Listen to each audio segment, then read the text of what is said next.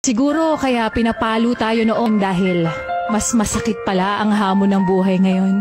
Siguro kaya hinahayaan tayong maglaro noon kasi mas seryoso na at hindi pala biro ang buhay ngayon.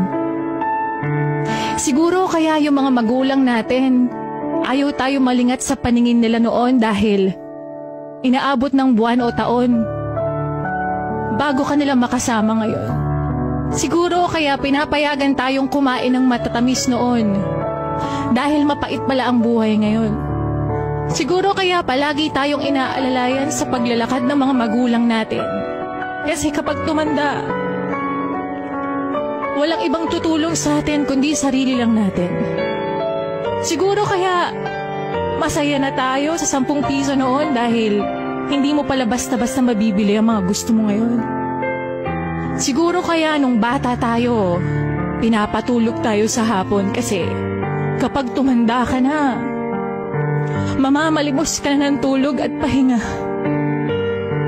Siguro kaya pinapakain tayo ng masustansya noon para sa pagtanda mas malakas nating haharapin yung mga pagsubok ng buhay.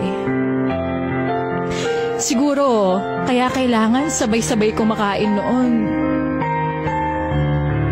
Kasi darating pala yung araw na mag-isa ka na lang kakain ngayon.